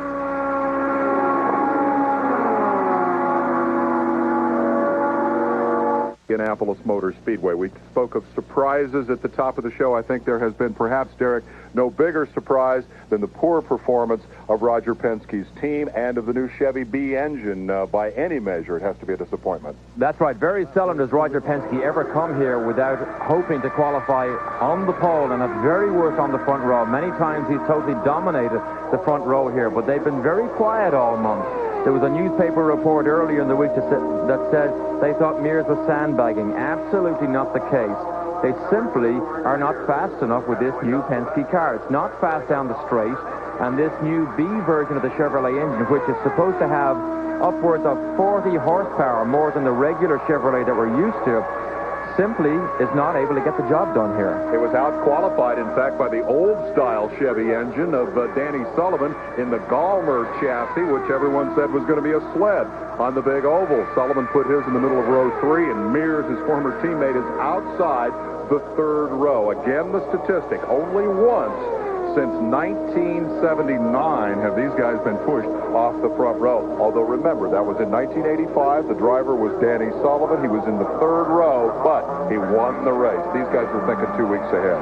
It's It's a very interesting run here. I would say this is probably Rick Mears' quietest and least noticed run ever in qualifying at the Speedway. When he finished, he drove down the pit lane, and all the excitement was still surrounding Roberto Guerrero. Mears pulled in. Nobody was there. One mechanic arrived. Everything was quiet. And, you know, it just seemed to me that, you know, times changed. Suddenly Guerrero was the star and Mears wasn't. And here's his reaction. Well, it's been one of those kind of weeks where the Chevy hasn't been dominant. Team Penske was not getting a lot of headlines, except the day you happened to crash. Evaluate it all for me. Well, you know, basically we just, you know, we got here, the car was a little imbalanced, so we started getting that together. And about the time we started getting that organized, and we had the trouble with, you know, the crash, and he just got behind a little bit. You know, the Marlboro team did a tremendous job, you know, with what we had to do and everything else to get things turned around. And I'm pretty pleased with it. We've been working most of the time on race setup and the majority of the week. So, you know, really we just went out there and got 4. You can see how consistent the laps were. I think we can race at that. So that's what we're trying to do. Are you guys, or tell me how disappointed you really are, because the focus of attention was originally supposed to be on the new Chevy B against the Buicks, and all of a sudden it's all Buick Ford XB. Well, we knew good and well. We've been saying it for years with the Buicks, you know, with 10 inches of boost. As soon as they got the whole program together, they were going to be tough. This year they got a car built for the Buick and got their program together, and, you know, you can't beat horsepower. So basically that's what it boiled down to. We knew it was coming, and it has. All right, I got to ask you about the foot and the wrist. You're going to be able to go 500 miles. Oh, yeah, that'll be no problem. You know, we're going to take a day or so off here now and kind of recoup a little bit. And, you know, fortunately it's on the left foot instead of the right, the one I don't use during the race, and so that'll be much better than last year. He is the consummate professional. I wouldn't bet against him come race day, as he and Emerson Fittipaldi start farther back than usual. And I think that's an appropriate way to get into a bit of trivia from the Brickyard. The question is, who was the last national champion who was able to come and win the Indy 500? And the answer is Rick Mears. He did it back in 1984. Don't bet against the Ovalmeister on Memorial Day.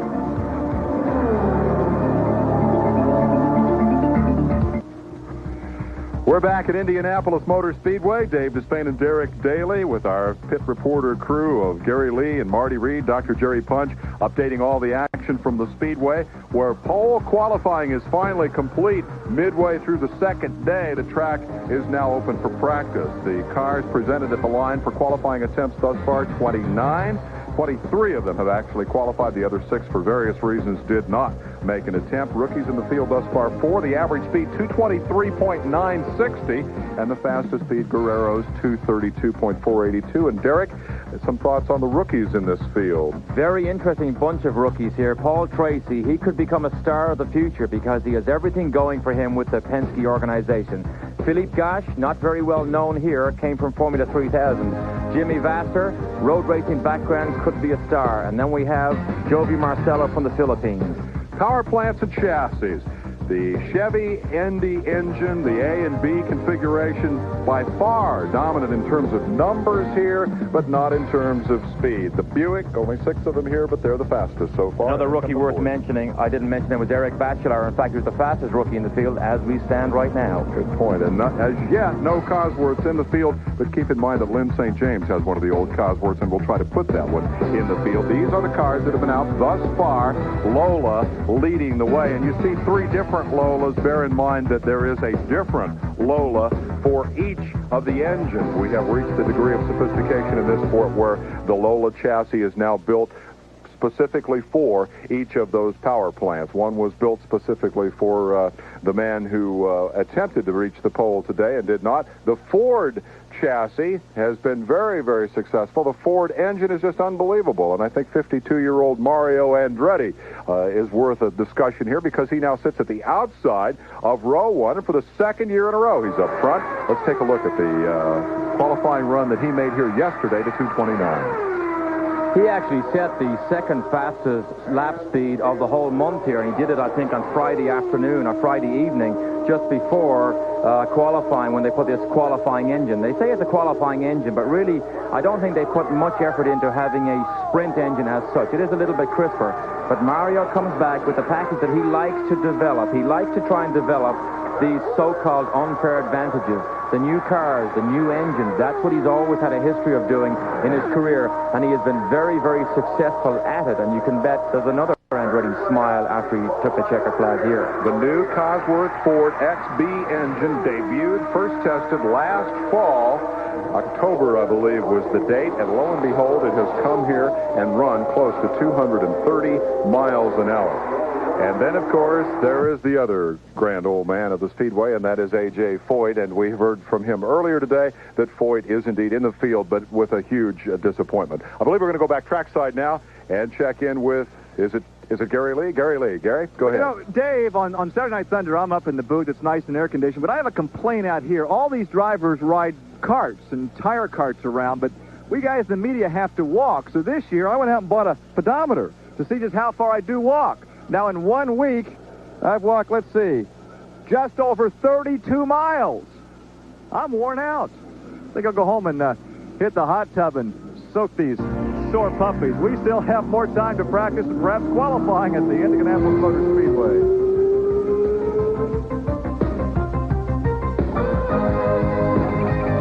Open. How mystical is the appeal of this place? Consider that yesterday some 200,000 people flocked in here to watch one car go around at a time, such as the Indy 500. Who is left to qualify? Well, there are some interesting challenges awaiting the likes of Al Unser, Buddy Lazier, Gordon Johncock last year from last to sixth. Mark Dismore, Lynn St. James, and Jim Crawford still have qualifying efforts to come. Crawford, the fastest man here so far. Tony Bettenhausen will try to come back. Didier Taze, again, John Cock, and Fabrizio Babarza. Let's go down trackside and hear from Dr. Jerry Punch. Doc, this is going to be last chance. What do you got to say down there? Well, just a quick update here from the Quaker State Garage. They are working, they are hustling, trying to change the Buick engine. A tough break. This Buick has run so well the entire month. They have essentially been bulletproof, but now they've had 3 different days and 3 different problems. They're hoping to get the Buick back in and get Jim Crawford back out for a qualifying run. We'll be able to update that later this afternoon, but Crawford hoping maybe to duplicate that 233.5 mile per hour speed he turned earlier last week. Dave? He's never had good luck here. Of course, one of the reasons he wants to get qualified this weekend is they need to work on their race day setup all next week, not work on qualifying setup. So they need to get done and finished and packed away with their qualifying setup this evening. The importance of this second day is just that. It gives you an extra day, an extra week of race prep if you can get it in the show today. So we'll be summing that up at 6 o'clock. Marty Reed, a final report from pit road. Yeah, guys, we had a chance to talk to Dick Simon. He says his plan is to get Lynn St. James out here between the 5 and 6 o'clock hour. So anybody who wants to tune in on Mother's Day, and before all of us get in trouble, we better say hello and happy Mother's Day for Gary, you guys up top, and especially my mom. She'd never let me home if I didn't. Well, we'll join with a happy Mother's Day wish to all those mothers of our crew out there. They're all here working. We can attest to that. Take a look at the rows. Guerrero shatters the record to take the pole. Cheever and Mario Andretti put the Fords alongside as Buick and Ford dominate qualifying. Harry Lyondike, Gary Bettenhausen, and Michael Andretti make up row 2. Moving on to row 3, Scott Brayton in the Buick, Danny Sullivan, the fastest Chevrolet, and then Rick Mears. Row 4, Bobby Rahal. He had hoped to at least be on row 3. He's in the inside, Emerson Fittipaldi in the middle, and then Al Unser Jr. Watch him on race day. Continuing the rundown of cars that have qualified thus far, Stan Fox in a 1990 car, John Andretti and Eric Bachelard. In row 6, Philippe Gosch, Scott Pruitt, and John Paul Jr. Moving down, we have Tracy, Jeff Andretti, Scott Goodyear, and then the last 2 qualified cars so far, Foyt and Jimmy Vasser, the rookie. Qualifying efforts still to come this afternoon. We're going to sum all of that up for you later on this afternoon, beginning at 6 o'clock Eastern Time when we come back and continue our coverage. A live shot from Indianapolis Motor Speedway where the speeds have hit record proportion this year with a new record of 232.4 for Roberto Guerrero. We hope you've enjoyed our exclusive coverage. America's Cup is next. Our thanks to our pit crew, Gary Lee with the sore feet, Dr. Jerry Punch, who might be able to prescribe something, and Marty Reed. For Derek Daly, I'm Dave Despain saying thanks very much for being with us, and join us again at 6 o'clock as we wrap up the story of second day qualifying at Indianapolis Motor Speedway. Since 1911, for 76 years, excluding the war era, great drivers and mechanical masters.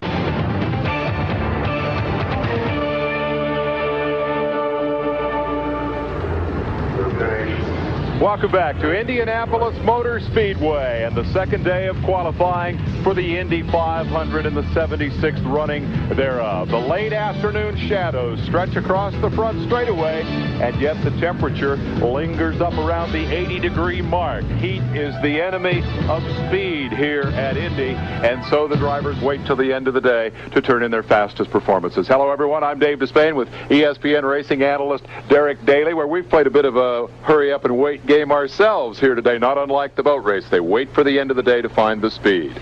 That's right. We've had many people practice today, but the Buicks of Jim Crawford and Al Unser Sr., who ran very fast about an hour ago, are the ones that are ready now to run in this, what they call happy hour session. Crawford has been the fastest man here all month, but motor problems denied him the opportunity to win the pole. That honor fell to his teammate, and we'll take a look now at the starting grid as it stands as we head into this dramatic final half hour. Roberto Guerrero with a tremendous speed leap from the old record of 225 to the new of 232. He has the pole in a Buick.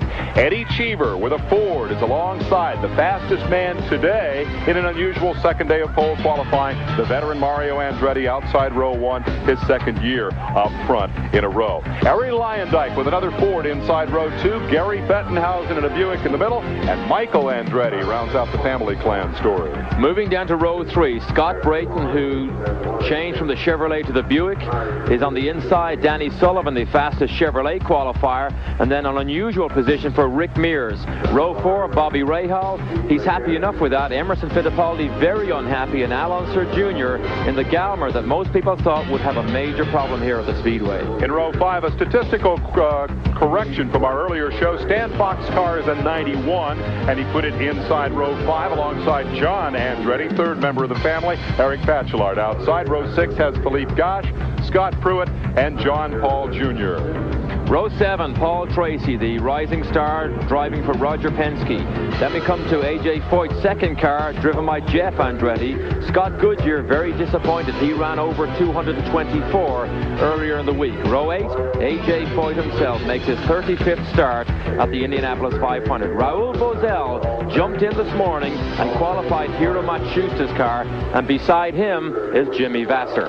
The remains of what has been a crowd of up to 250,000 people here during the course of this weekend to watch pole qualifying. Three men will cover pit road for us today. Gary Lee is there, and along with Marty Reed, and the man we'll hear from first, Dr. Jerry Punch. Thank you very much, Dave. When we last left you, they were trying to reassemble the Buick-powered power plant in the Quaker State Lola behind me. They have reassembled the car, brought it back to pit road. They are getting ready to go through USAC tech inspection, and finally, yes, finally, 44-year-old Jim Crawford may have a chance to go out and qualify. To my right, there is Jim Crawford standing. In fact, let's walk over and just get a quick thought here before he gets in the car. Jim, getting ready to go back out. I know you've been waiting. You're probably tired of waiting. Your thoughts prior to going out and getting the lap? You just ran a few laps at, 225, 226? I thought that was 228.5. Sorry, I must have missed those. Yeah, the car's okay. We're just going to drive it around. It'd be nice to go out there and blast it, but they want the car in the race, so. It's got to be difficult. You've been the quickest man here all month long. Kenny Bernstein said up the one side of him wants you to go out and just blister it and show him what you can do with the Buick. The other side says go out and get it 4 laps in at 226, 228, that range, get in the field, and then work on the race setup. My sentiments entirely. Yeah, it'd be nice, but I say we're not to forget what we came here to do, which is a 500-mile race. Jim Crawford focused to go qualified, 44 years of age, trying to make his 7th Indy 500 start, getting ready for his qualifying run. Let's go up pit road to Marty Reed. Well, thanks, Doc. We were just watching Lynn St. James be pulled back. They're going to get refuel, but they are chasing their tails right now. The change in weather conditions has really thrown this team for a loop. They are down on boost. 42 inches is the max they've been able to get. And the other problem they are having is the tire setup. The stagger's all wrong, and there are discussions going on also as far as the wing settings. They can't seem to make up their minds which way they want to go. So we'll find out. 219 is the magic number for them. Anything less, they're going to wave it off. You must feel some sympathy for St. James attempting to become the second woman ever to make the 500 field, but you must feel tremendous sympathy for Jim Crawford. He came here, and on Monday, and only the third day of practice, topped 2:33, ran fewer than 100 laps of practice, and yet when in the big moment came, the engine blew and he didn't get to run for the pole. Let's go back trackside to Gary Lee. Well, actually, we're standing alongside the car that Al Unser Sr. will attempt to qualify momentarily. They had the car in tech. It was moved out of tech because this hole was not there. This is a repaired side pod after Gary Bettenhausen wrecked this car in a practice crash. This hole was not there. That's where they hang the 50-pound weight to determine the ground clearance. They had to take the car out of line, drill the hole. Now they're going to go back in. Earlier, Big Al had been up to about 222, and he came back in, complained to Gary Bettenhausen. The car felt like it was loose, like it was going to spin. Gary said, no, it won't talk to you until you get to 224. Big Al went out, went 224. They said, that's fast enough. Let's qualify it. Dave? All right, that's the mark of the veteran, and the four-time winner hopes to crack the starting lineup today, along with the man who has been fastest all month. They wait for the cool of the afternoon, and you'll see it on ESPN.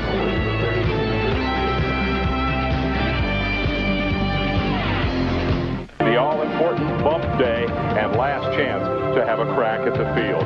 If you have missed our first show today, well, we had some interesting developments here in the run for the Indy 500 pole. To briefly update that story, we had rain yesterday. It delayed qualifying very late in the day. Everyone is entitled to at least one crack at the pole, and some of those drivers had to wait until this afternoon. Today has been hot, and that has kept the speeds down somewhat, although Eddie Cheever turned in a great run to take the middle of the front row. Now, we still have the headliners in Al Unser Sr. and Jim Crawford still to qualify. Buddy Lazier, who's been reasonably quick this month, in fact, at one point was 10th on the speed chart, has not yet made a run. Gordy John Cox, 6th-place finisher a year ago. Mark Dismore trying to come back from last year's horrendous crash. St. James, of whom we spoke earlier, and Crawford. Those are the drivers still to qualify, and getting a shot at that here this afternoon. Tony Bettenhausen had a crash this morning. Didier Tays has just been out making warm-up laps, and so these would be qualifiers as of day 2. Now, we are going to be going trackside here in just a moment for an update, but here is the critical story, and that is the temperature. It's hot, and that makes it hard to go fast. 79 degrees. You mentioned it earlier. This can be the enemy of speed.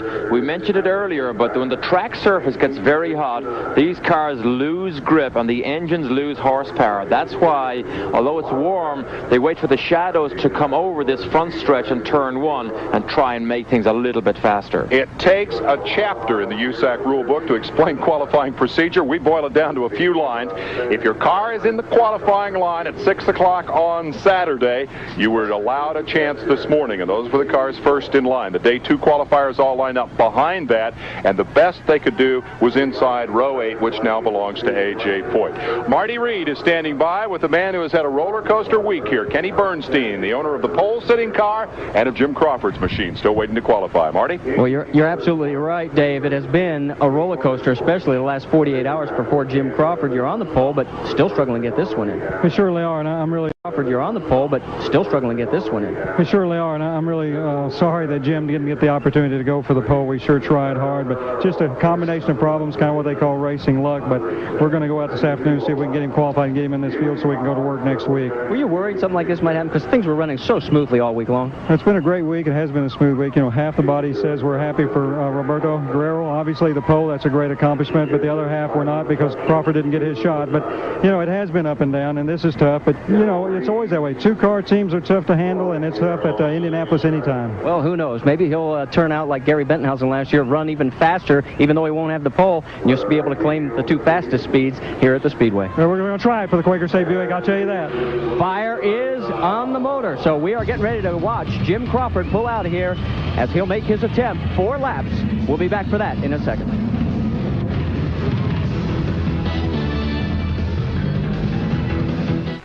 Jim Crawford on the 4th turn and coming down in anticipation of a truly long-awaited qualifying run here. Crawford, whose 233.432 mile-per-hour practice lap stands as the fastest lap in the history of this racetrack, drew the last qualifying number. One of the ironies yesterday of pole day, he did not get to run combination of the late number and the blown engine in practice, but now, finally, Derek Crawford will get his chance. He will get his chance. This is just coming down to turn 3, now into turn 4 of his first official lap. Crawford has been so spectacular here all week. They love to see him run here. He's known as a very brave driver, and Jim still suffers very badly from injuries he received back in 1987 from a terrible crash here at turn 1, right about where he passes now. Crawford, the Scotsman who comes here with an impressive record of Indycar credentials, and perhaps the most impressive of all, his courage in coming back from that crash. The first lap at 39.341 seconds. That's 228.7 miles per hour, and that's about what is predicted. I got the clear sense from the few words, and that's characteristic of Jim Crawford, that he didn't plan to go out there at 230-mile-an-hour lap. I would almost say this might even be faster, because the ease with which Crawford is able to extract speed from this car-driver-engine combination really has been quite amazing. Now, we heard in the interview earlier on he just wanted to be nice and steady, but now this is his second lap, and he actually bumps that up to above 229 miles an hour. 229.113, the number for lap 2. You're seeing it live from Indianapolis, and I wonder if his racer blood isn't up a little bit here. Easy to say you're just going to go out and cool it, but when the car is working and the track is fast, there's a tremendous temptation to put your foot in it and see what it'll do. And Jim Crawford has done more testing miles for Buick on the speedway here than any other driver here this month. He really has carried this program as his wife Sheila watches Jim perform, but he has been part of this Buick development program for so many years now. Although he only races one time a year, he's spectacular when he does come here. 228.5, the third lap. Remember, it's a 4-lap average with which one qualifies, and the average down a bit at 228.823 miles per hour. The best that Crawford can do, and almost certainly will do today, will be the inside of row 8. He would move A.J. Foyt back a spot. The power plant, a V6 pushrod Buick, a so-called stock block that gets a little boost advantage here. He's got the boost cranked up. Passes the start-finish line, takes the checkered flag safely in the field. This is exactly what they needed. Now they can work on race setup, because the race setup is totally different. They need to run with 40 gallons of fuel on board. The car is much heavier. They need to run in traffic behind each other, because the race day is a totally different ball game than the flat-out style of qualifying that we've seen over the last 2 days. Those were the 6th fastest numbers he would have been outside row 2 had Jim Crawford been able to qualify yesterday. We'll be back with Al Unser Sr. right after this.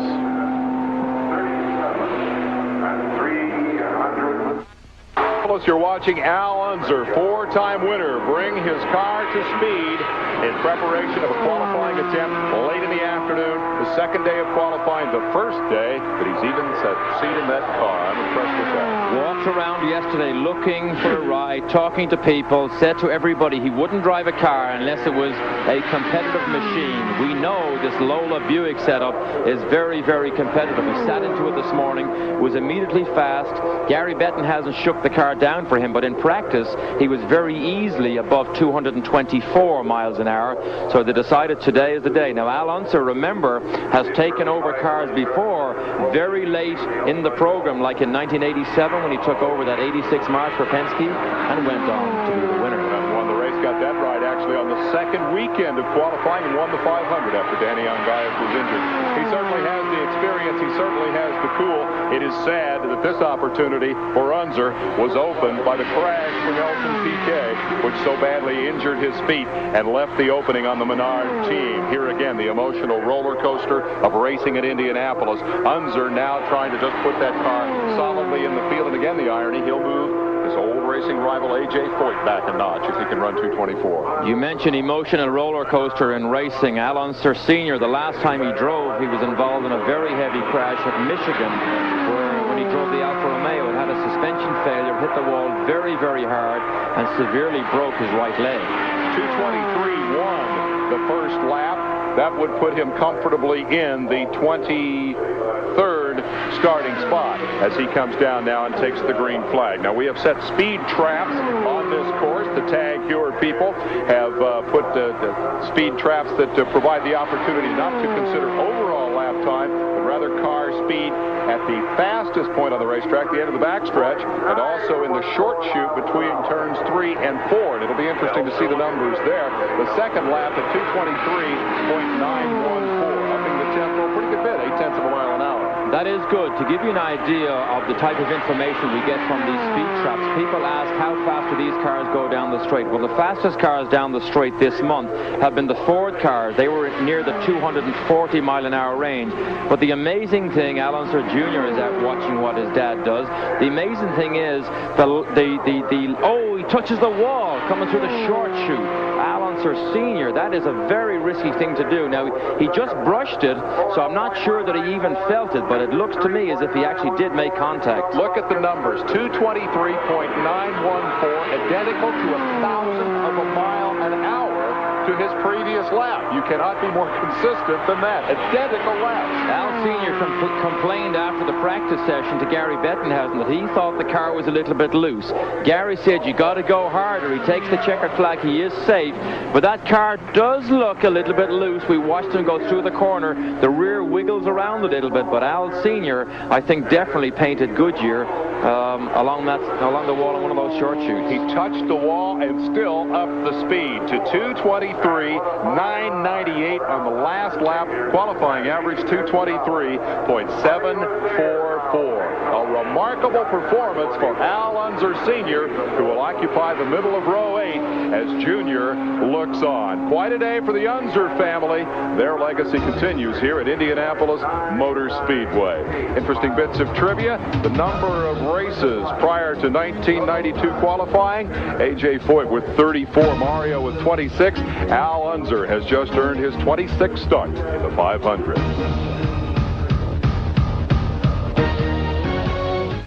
What does it take to do a 230-mile-an-hour lap at Indy? Well, according to the Tag Heuer speed trap, a front stretch speed of 240, a turn 1 speed of 229. Those were the best numbers of the month recorded by Jim Crawford. The amazing thing about those figures is the 240 is not much quicker than these cars went 10 years ago, but the cornering speeds are what are so staggering. Let's go down to Marty Reed.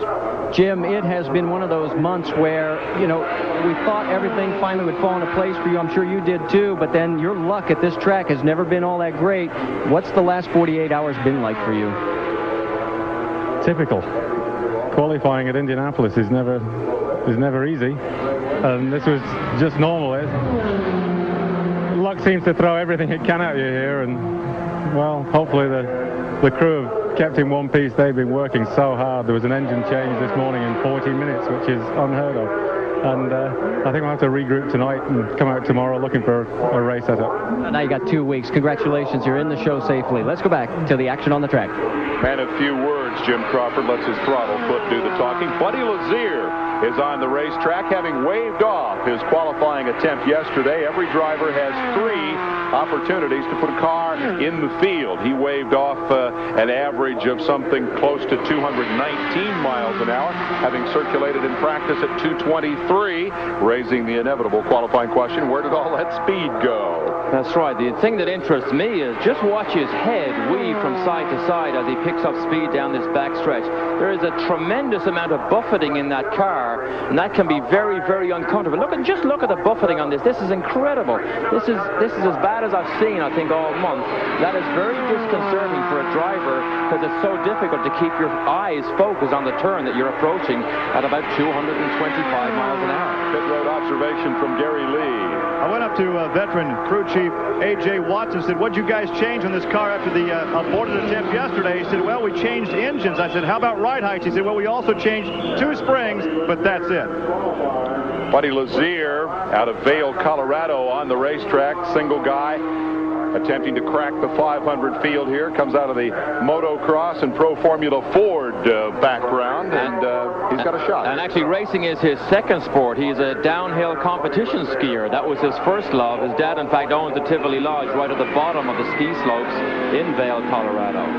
And so, as Lazier rounds out his qualifying effort, we'll be back in a moment to tell you how he has fared as the second day qualifying continues from Indianapolis Motor Speedway. First black man ever to drive in this 76-year-old motorsports classic that is very much a rite of spring here in Indiana.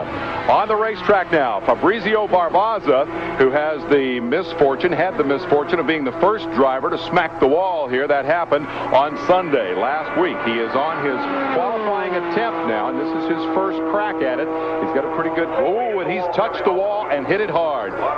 Car is approximately under control, or roughly under control, as he keeps it straight down the middle of the backstretch, but with that front wheel bent out like that, how much steering ability did he have? And that's it. He can make it back to the pits, definitely, because these cars are so stiffly sprung, but the chances are, with the grinding on the ground, he'll just stop there, and that may finish our running for the day here. But we saw him actually go through turn 2. He washed out of the groove with understeer, got into the gray, and when that happens, you really can never get it back, because you can't get on the brakes here and slow yourself down enough to make a correction, because things happen so fast. But Barbosa, not in good shape, but we can take a look at a replay of exactly what happened to him. It was on his third qualifying lap.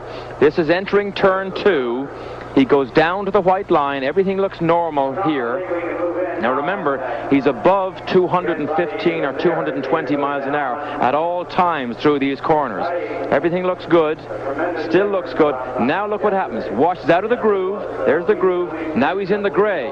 It's so difficult to get it back. And you saw that he was laying down that black strip of rubber when he got to the gray. The car is already sliding toward the wall, and it was a masterful job to keep it from spinning. He did, in fact, the arc carried him out, and he smacked the wall. Second contact happened to him a week ago today.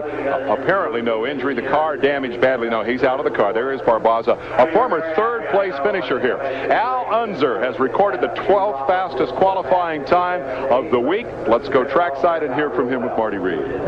They say experience and cream always rises to the top. I tell you, you just jump in it. A day later or the same day, you put it in the field, nice and solid, 223. Well, everything went good for me today, thanks to a good team, and Gary helped me tremendously. He kind of coached me and told me what the car would do, and I never changed the car, so I didn't have time really, and that short a time. I got to ask you, you touched the wall out there. Did you feel it? Well, Gary said to use all the racetrack, so I did. I didn't mean to do that. I knew I was close, but sometimes you misjudge when you try to go, extend yourself, and that's all. Well, it's great to see you in the field again. We'll be looking for you on Memorial Day. Let's go to Dr. Jerry Punch. Thank you very much, Marty. I'm with the man they call Super. Moving on down through the field, Cheever, Andretti, Lyondike, Bettenhausen, Andretti, Brayton. We're behind it. Sullivan, Mears, Ray Hall, Fittipaldi, and Unser Jr., Fox, Andretti, Bachelard, Gosh, Pruitt, and Paul Jr., Tracy, Andretti, that's Jeff Andretti, and Scott Goodyear. And then from day 2, Crawford, Unser, Foyt, Lazier, Bozell, and Vassar. Quick update from Marty Reed. One thing to think about, Lynn St. James did not get a run today. She's got to think about it all week long. Derek Daly, you know what that's like. It's pressure, pressure, pressure. It's a pressure-packed situation, Marty. I'm sorry that Lynn St. James falls into that situation, but there's a lot of work to be done by a lot of drivers, and there are 6 more positions to be filled in what could be another good weekend of qualifying next week. We'll be here to cover it on ESPN for Derek Daly, our analyst, and from trackside, Dr. Jerry Punch, Gary Lee, and Marty Reed. I'm Dave Despain. It is the greatest spectacle in racing, the 76th Indy 500. We'll be back next weekend.